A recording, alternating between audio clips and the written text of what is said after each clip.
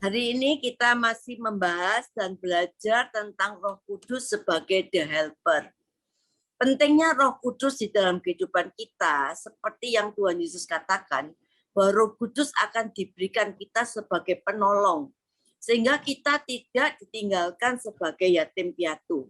Kita sudah belajar beberapa peranan Roh Kudus sebagai penghibur, penolong, memberikan hikmat dan kekuatan, membantu menghasilkan buah-buah pertobatan dan banyak lagi. Kalau saya belajar, saya melihat di Alkitab, di situ pertolongan Roh Kudus itu dan Roh Kudus itu fungsinya ada 57 item semuanya. Totalnya di Alkitab, kalau sementara ini saya lihat dia sebagai penolong, semua itu totalnya ada 57 item. Tapi hari ini kita mau belajar bagaimana peranan Roh Kudus membantu kita membangkitkan manusia kita dari pola hidup yang lama atau hidup yang dalam dosa. Karena untuk meninggalkan dosa adalah hal yang sulit dilakukan manusia dengan kekuatan sendiri. Dan kita mulai hidup yang berkenan dengan tujuan sebagai orang yang percaya, yang berkenan kepada Bapa di sorga, dan hidup merdeka dari segala keterikatan dan menguatkan jiwa kita saat kita tergoncang. Kalau kita memperhatikan kondisi akhir-akhir ini, kita mendapati ada begitu banyak orang percaya, gereja tuh hanya mengalami kegoncangan akibat pandemi COVID-19 yang ada di seluruh dunia. Kita mendengar Omikron sedang naik melanda di berbagai negara yang akan juga dampaknya menggoncangkan perekonomian, anak-anak tidak bisa sekolah ya dengan sebagaimana mestinya. Saya harapkan tidak ada dari kita pada akhirnya akan mengalami kegoncangan fondasi kekristenannya. Dunia boleh bergoncang, tetapi jangan sampai fondasi kekristenan kita ini ikut tergoncangkan. Karena fondasi kekristenan kita yang sudah sekian lama dibangun ya di dalam firman dan pertolongan Roh Kudus yang senantiasa menyertai kita, jangan sampai fondasi kekristenan ini kita akan hancur ya, akan tergoncangkan. Jangan hal seperti pandemik dan kesulitan hidup menggoncangkan hidup kita dan iman kita. Kenapa? Ya, kekristenan kita sering mengalami kegoncangan karena fondasi kehidupan kita tidak dibangun secara akurat di atas dasar firman Tuhan dan persekutuan yang intim dengan Bapa di surga. Kitab Mazmur berkata, apabila dasar-dasar dihancurkan, apa yang dapat dibuat oleh orang benar? Alkitab menegaskan kalau fondasi kehidupan kita mengalami pengeroposan, mengalami kehancuran, walaupun pada awalnya kita berkata, saya ini adalah orang benar, saya melayani Tuhan. Kenyataannya tidak ada yang bisa kita lakukan. Karena apa? Fondasi kita mengalami kehancuran. Apabila dasar-dasar dihancurkan, apakah yang dapat dibuat oleh orang benar? Kata Mazmur. Tuhan menetapkan untuk setiap kita dikembalikan kepada pola yang sudah Tuhan tetapkan. Pola yang sudah Tuhan cantumkan di dalam Maliaki 3 ayat 1-4. Berkata, lihat, aku menyuruh utusanku supaya ia mempersiapkan jalan di hadapanku. Dengan mendadak Tuhan yang kamu cari itu akan masuk ke dalam bait-Nya. Malaikat perjanjian yang kamu kehendaki itu sesungguhnya ia datang. Firman Tuhan semesta alam. Ada banyak orang Kristen yang digoncangkan dengan keadaan. Dan banyak orang Kristen yang hidupnya hanya kekristenan agamawi. Tidak akan bertahan. Tapi Tuhan menghendaki itu tidak menghendaki itu terjadi. Tuhan ingin hidup kita selaras dengan kehendak Tuhan. Yaitu melekat kepada Tuhan. Kalau hati kita kembali kepada Tuhan. Maka dikatakan Tuhan yang kamu cari itu mendadak akan masuk ke bait-Nya. Siapa bait-Nya? Bait-Nya itu adalah kita. Tuhan akan mendadak masuk ke dalam bait-Nya. Engkau akan sungguh-sungguh mengalami kehidupan kekristenan yang tidak akan pernah sama lagi. Engkau akan mendapati tangan kuasa Tuhan menarik engkau untuk selaras dan sejajar dengan frekuensi sorga. Engkau akan mengalami apa yang ada di sorga seperti di bumi. Engkau akan mengalami kerohanianmu tidak biasa-biasa lagi, tapi mengalami perubahannya secara drastis.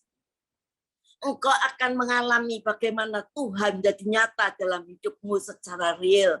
Engkau akan mengalami hadirat Tuhan, akan menguasai hatimu, kehidupanmu. Damai sejahtera akan menguasai hatimu. Dia akan datang padamu dengan janji-janjinya. Dan janji-janjinya itu akan dilakukan, diberikan kepadamu. Saudara, Malaikat 3 ayat 2 berkata, siapa yang dapat tahan akan hari kedatangannya? Dan siapa yang dapat berdiri apabila ia menampakkan diri? Sebab ia seperti api tukang pemurni logam dan seperti tukang penatu, sabun tukang penatu. Ia akan duduk seperti orang yang memurnikan dan mentahirkan perak. Dan ia mentahirkan orang Lewi, menyucikan mereka seperti emas dan seperti perak. Supaya mereka menjadi orang-orang yang mempersembahkan korban yang benar kepada Tuhan. Tuhan akan terus hadir dalam diri hidup kita. Tuhan akan terus hadir dalam diri kita melalui Roh Kudus. Akan seperti tukang pemurni logam. Seperti sabun tukang penatu untuk membersihkan hidup kita. Supaya tidak ada lagi pencemaran, kekotoran, sadar atau tidak sadar yang kita lakukan. Kadang-kala ketika kita berinteraksi dengan orang luar yang membawa spirit-spirit yang kotor, spirit-spirit yang najis, yang mencemari, dan kita berfellowship dengan dia. Tanpa kita sadari kekotoran itu mencemari hidup kita. Mulai dari gaya hidup yang dimasukkan dalam hidup kita. Dan sekali-kali itu bisa tumbuh. Kalau benih dari dunia itu masuk dan tumbuh dalam hidup kita, maka itu akan mencelakakan kita. Karena musuh dengan mudah mengambil kendali semua hidup kita. Sehingga apa yang menjadi keinginan hati kita dikendalikan si jahat. Apa yang menjadi pikiran kita dikendalikan si jahat. Dan Tuhan tidak mau itu terjadi dalam hidup kita. Tuhan curahkan Roh Kudus. Tuhan tahu kita tidak mungkin dapat berjuang dengan sendiri. Segala bentuk kendali dari si jahat, segala seringkali yang ada dalam hidup kita dipatahkan, dirontokkan. Hanya Roh Kudus dan firman-Nya saja yang mengontrol hidup kita. Sehingga tidak ada kendali dunia yang menguasai hidup kita. Saudara, kadang-kadang pernahkah kita merasa sekali waktu ada satu perasaan yang dikendalikan, suatu keinginan dalam dirimu, yaitu nafsu makan yang tinggi, nafsu berahi, nafsu dunia yang ditawarkan. Tuhan dan kuasa Roh Kudus sedang membersihkan hidup kita seperti tukang pemurni logam, sabun tukang penatu. Dia akan memurnikan dan mentahirkan hidup kita. Banyak orang percaya waktu penyembahan kita tidak menaikkan penyembahan di takhta Tuhan. Karena apa? Karena hati kita tidak mencintai Tuhan. Dan hatimu selama ini mungkin dikuasai oleh roh khawatir, roh mamon, ya, roh kecewa yang tanpa kau sadari itu menjadi sistem bubble dalam dirimu. Saya katakan Tuhan sedang menyunat hatimu dan yang kau jadikan harta di dalam hidupmu satu-satunya adalah kehadiran Tuhan di dalam hidupmu. Saudara, seharusnya kehadiran Tuhan itulah yang menjadi harta kita satu-satunya. Karena kalau uang yang kita cari satu-satunya harta kita, maka kita akan menjadi hamba uang, saudara. Tanpa kita sadari, kita akan menyembah kepada mamon, saudara. Dan di masa pandemik seperti sekarang ini, kita akan mengalami kegoncangan. Karena apa? Karena hidup kita hanya bertujuan kepada mamon. Ingat baik-baik, pada waktu perahu murid-murid dilanda gelombang, badai, kehadiran Tuhan dianggap sebagai hantu. Murid-murid berkata, hantu itu hantu. Dan Yesus berkata, ini aku. Tapi Petrus berkata, kalau itu engkau suruh aku berjalan kepadamu. Yesus berkata, marilah. Dan Petrus diombang-ambingkan badai waktu itu berjalan di atas air. Sebetulnya Petrus tidak berjalan di atas air, tapi Petrus berjalan di atas firman. Yesus berkata, marilah, dia berjalan di atas firman. Badai apa yang terjadi dalam hidupmu? Keadaan secara manusiawi mustahil. Saya katakan yang engkau butuhkan adalah firman dan Roh Kudus sebagai penolong kita. Saudara, apapun badai yang melanda hidupmu, yang dibutuhkan hanyalah firman dan Roh Kudus yang menolong hidup kita. Ketika hidupmu diombang-ambingkan oleh gelombang, terus ada dialog antara kita dengan Tuhan. Ada percakapan kita dengan Tuhan, kita berseru kepada Tuhan, maka Tuhan akan menarik perhatian fokus pada diri kita, dan Tuhan akan menolong kita. Kalau firman Tuhan datang kepada kita, maka tidak ada barang yang mustahil. Orang bilang itu mustahil, tapi engkau bisa berkata, tidak ada yang mustahil. Ketika firman datang, engkau pegang, engkau yakini firman. Saya yakin sesuatu yang ilahi akan datang padamu. Dan ini sudah saya alami beberapa kali waktu suami saya sakit. Firman datang, bilur-bilurnya menyembuhkan suamimu. Saya pegang, saya yakini, saudara. Tapi puji Tuhan, sesuatu yang ilahi datang, yaitu kesembuhan terjadi.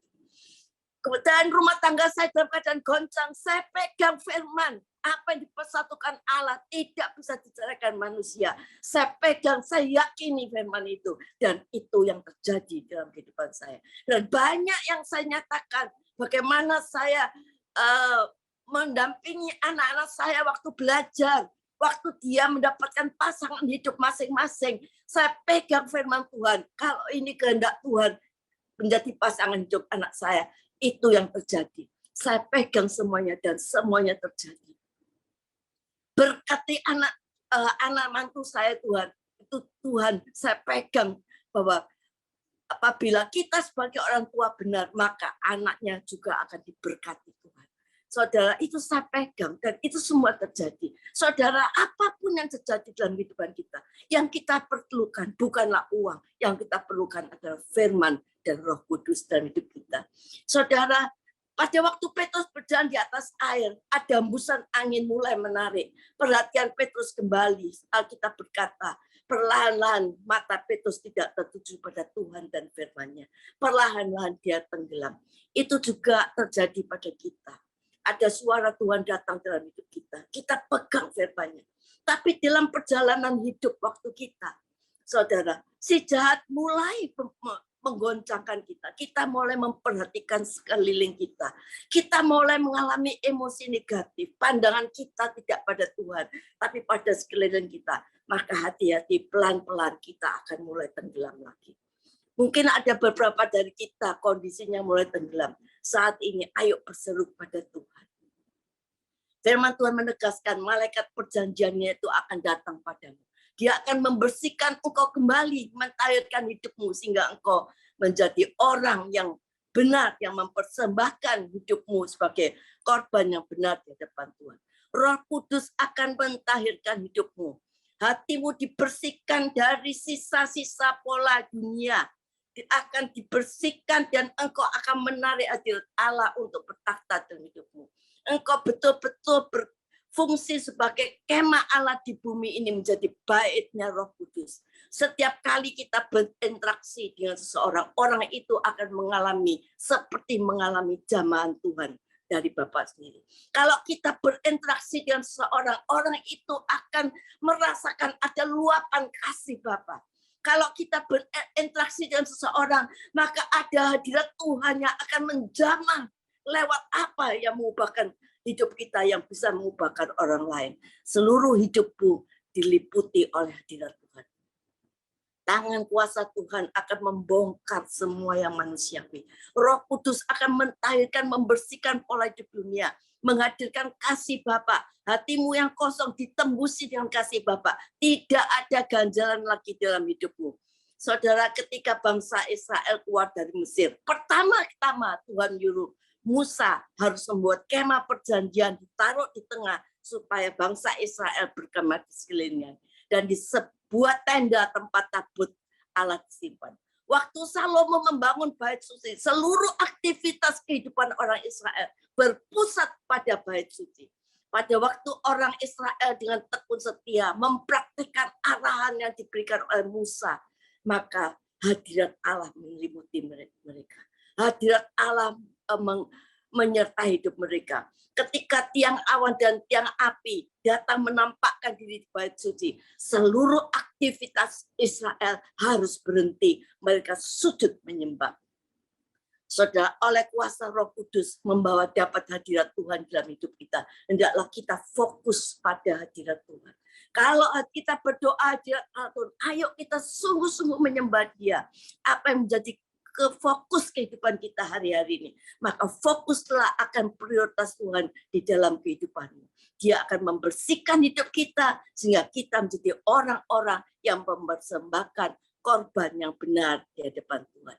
Saudara, bangsa Israel ini baru mengalami kehancuran karena sebagian terserak dan hanya sebagian kecil membangun kembali bait suci. Itu pun butuh waktu yang panjang, pergumulan yang berat dan tertekan. Saudara, ingat ketika Israel fokus pada hadirat Tuhan sepanjang kehidupan mereka, mereka selalu berperang. Saudara, hari-hari ini saudara, mungkin kita diajar tentang peperangan rohani. Tapi sampai sekian lamanya kita masih berperang dan terus berperang. Dan engkau merasa lelah dalam peperangan yang ada. Tapi saya memberikan kabar baik kepada saudara sekalian pada malam hari ini. Masa peperangan sudah selesai. Ketika hidup kita dimurnikan dan hidup kita menyenangkan hati Tuhan. Tuhan sendiri akan berperang ganti kita.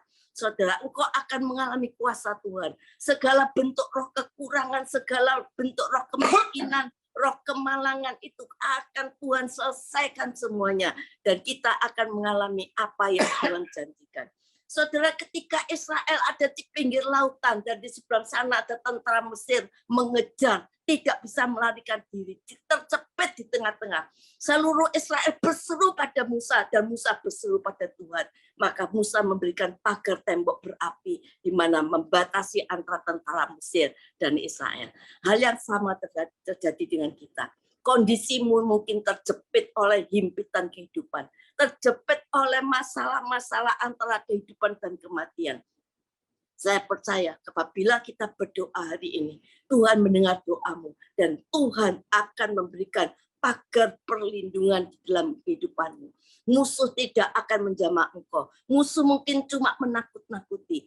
Karena itu jangan takut, jangan dekat, tetaplah bertahan. Karena pertolongan Tuhan akan datang atasmu. Tetap berdiri tegak. Tidak perlu khawatir tahun 2022 apa yang terjadi. Tidak perlu khawatir. Saya percaya perlindungan Tuhan, pertolongan Tuhan akan terjadi dalam kehidupan kita. Dan kita tidak cukup menjadi Kristen yang biasa. Tapi hendaklah kita menjadi Kristen yang memanifestasikan Roh Kudus di dalam hidup kita. Sehingga hidup kita bisa menjadi berkat bagi orang lain. Amin.